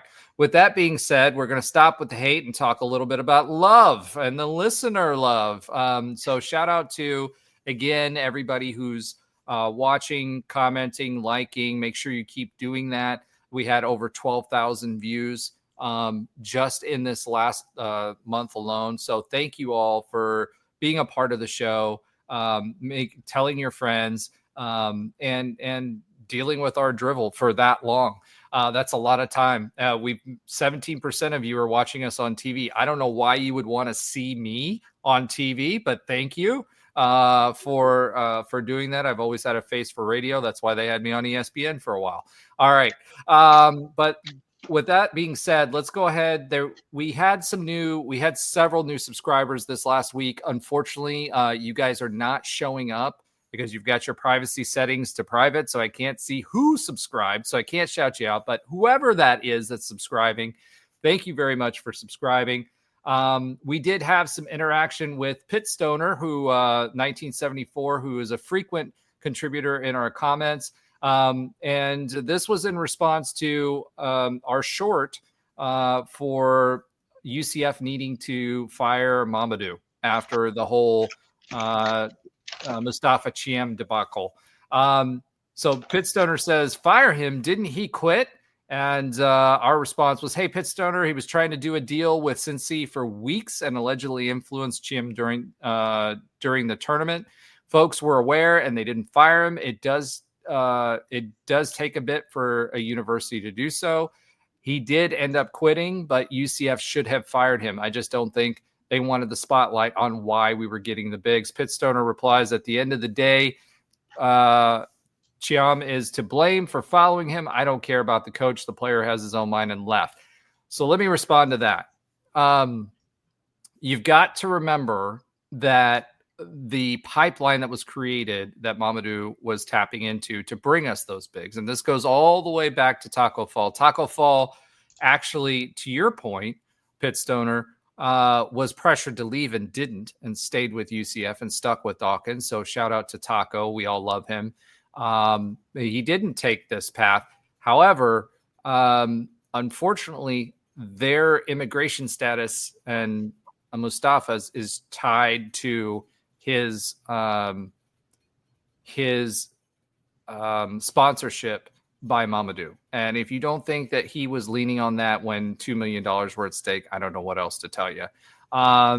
He did end up at Cincinnati. I still think that no matter what, whether it was his decision to go or not, I don't care about that. I care more about the fact that he was trying to leverage him with another Big 12 team. He had been doing that for weeks and weeks and weeks before the season was over. He was not showing up to, allegedly, I'll just put that out there just to make sure we're safe, allegedly not showing up to practices on time or doing his coaching duties. So he was really paid to be a pipeline, which is why I think UCF did not want this out in the media. but he should have been fired by UCF for the way this was handled. And the fact that he told allegedly Mustafa Chiam that he should take it easy in the Crown tournament so that he didn't get injured. And, Cincinnati was working this deal the whole time, even before the Crown started. So I'm sorry. I'm still of the opinion that he should have been fired. Alan, what do you think? That the assistant coach should have been fired, said? Yes. Yeah, of course. I mean, that's total. I mean, it's a college athletics has always been filled with greed, whether it was, the NCAA or the schools themselves, administration. To hear a coach, doing this now is not surprising. They now can kind of attach themselves to kids because a lot of these kids are going to get paid a lot more than any assistant coach, any at least, above average to top level player has a very good chance of making more than the average assistant basketball coach at especially a school like UCF where the coaching budget isn't huge. So if they can have a really good relationship with a kid and attach themselves to it and get themselves some money, I'm not surprised it's happening. The fact that it happened under, Dawkins' watch and right under his nose, I mean, I don't know if he knew. Yeah, he absolutely knew this was going on. I mean, this guy wasn't. He should have. If it's true, which I've got a pretty good source as to the fact that this is true for years, that this guy wasn't showing up for various for team activities, for practices, for things like that. He 100% knew exactly what was going on, and that's why I don't think they fired him. Although I don't think it's a good look.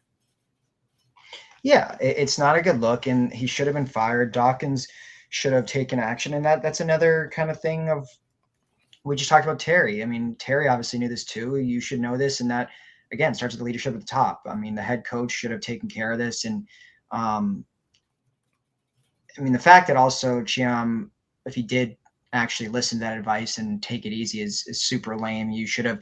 I would have honestly rather him say I'm sitting out, and I'm not going to risk injury or whatever. I mean, but look at this.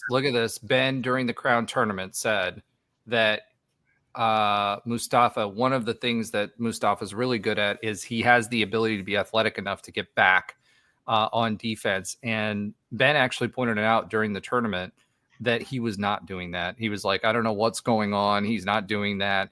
Right.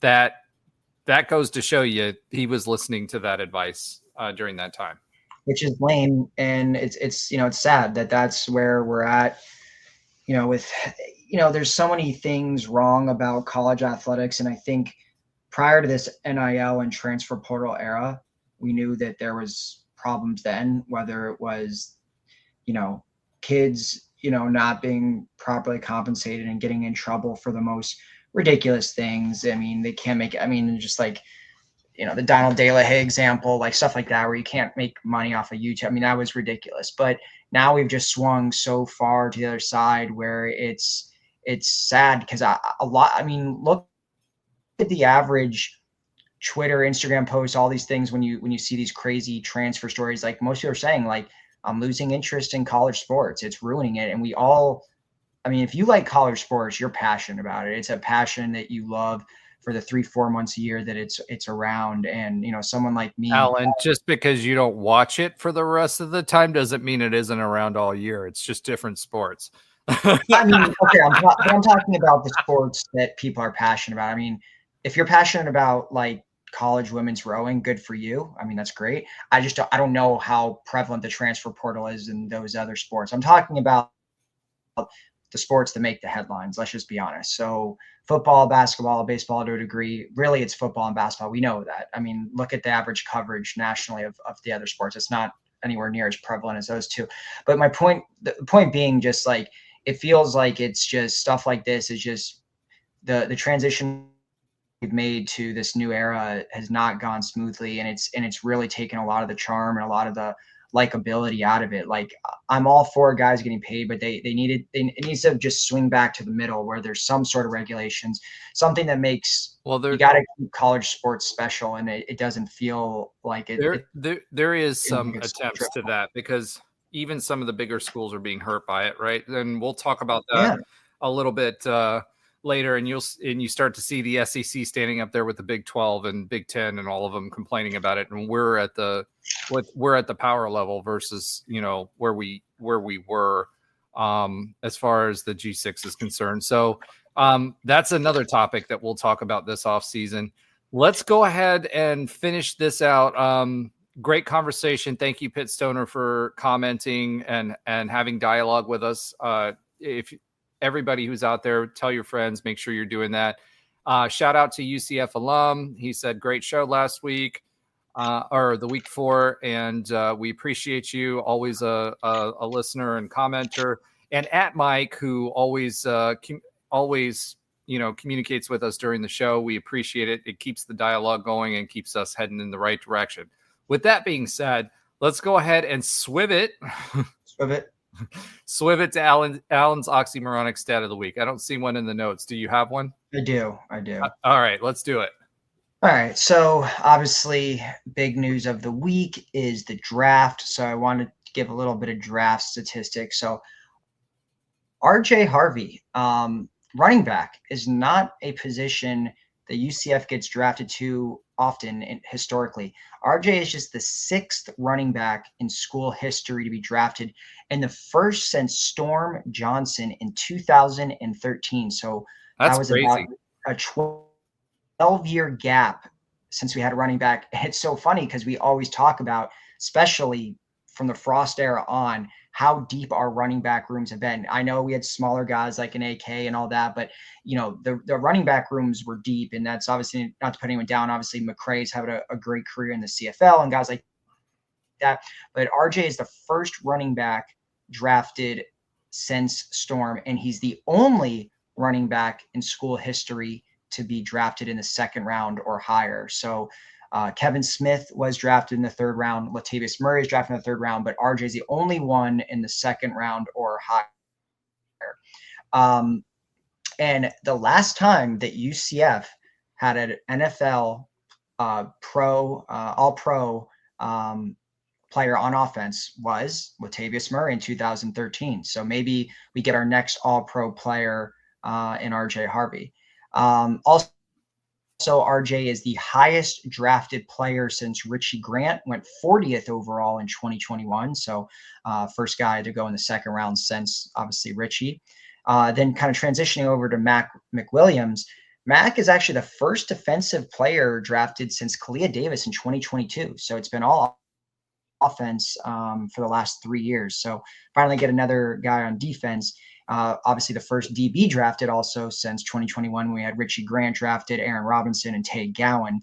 And now with Mac McWilliams' draft, that officially makes 15 UCF defensive backs drafted, the most of any position. Obviously number 2 is wide receiver with 13. But now DB has a nice little lead there. And we hopefully continue the tradition of having some really, really good secondary players in the NFL, which historically has been, the best position for UCF in the pros, whether it's in the draft or actually just how they perform on the field as a pro. So exciting stuff. And that is my my oxymoronic fact of the week. All right.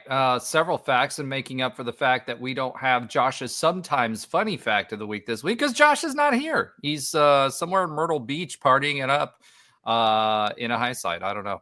I could do a quiz question for you if you want me to throw something in there. All right. Let's do something quick. All right. This is going to be a little tough. I mean, you have to really know your deep UCF history here to probably get this one. But I mentioned that there's been 6 running backs drafted for UCF. Can you name those 6 running backs? All 6? Yeah. Okay. We named Latavius Murray. Are we including RJ Harvey? Yeah. So RJ, Latavius, and Kevin Smith, obviously. Mm-hmm. One other I just mentioned, the most recent. Johnson is 4. Yep. And the other two are way back there. Yeah. They are in 1996 and 1987. Yeah, I'm not going to remember them. Okay. It is Marquette Smith Marquette and Smith. Yep, I remember. and Elgin Davis. Elgin Davis. Yep. Both record holders here at UCF as well. Yes, sir. All right, let's go ahead and swiv it and talk about the other sports that you do not watch. So do you actually, since you did the notes on these, do you want to do that or do you want me to do it? I actually think these are the notes from last week. I realized I did not update this. Usually Josh does this. Yep, exactly.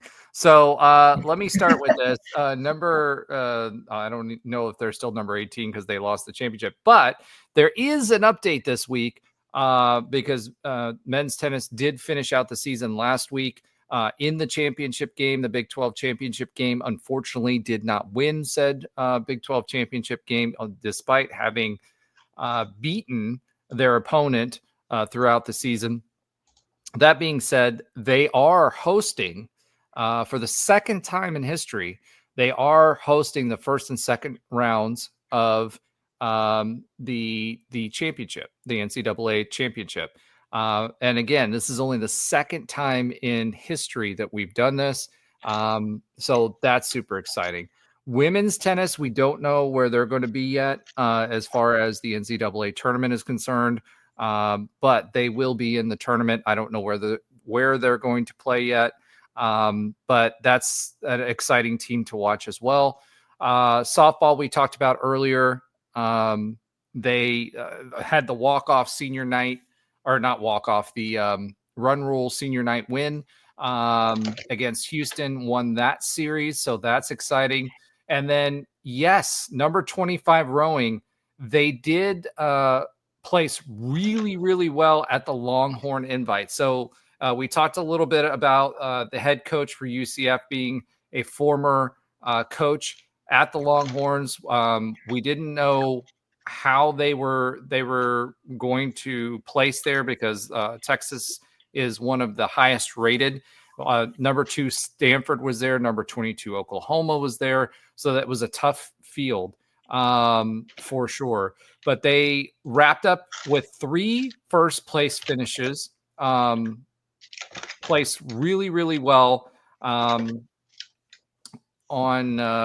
during the invitational. And the big thing with rowing, because remember, they're ranked number 15. They were number 25 the last time we talked about rowing, and then they were going to go into the Texas Invitational. They are a ranked team at number 15 and placed really, really well, and are going to be going to Miami for senior day. They'll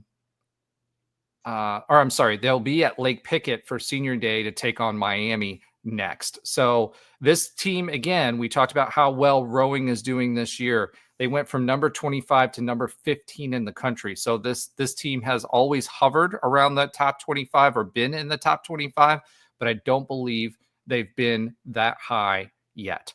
Congratulations to the ladies. As we said last week, Josh is going to be doing some karaoke at Lake Pickett at some point. We're trying to get with the rowing team to allow that to happen, and he's going to do a little coxswain karaoke. All right, folks, we're an hour and 52 in. Thank you all for following along, listening, subscribing. Tell your friends.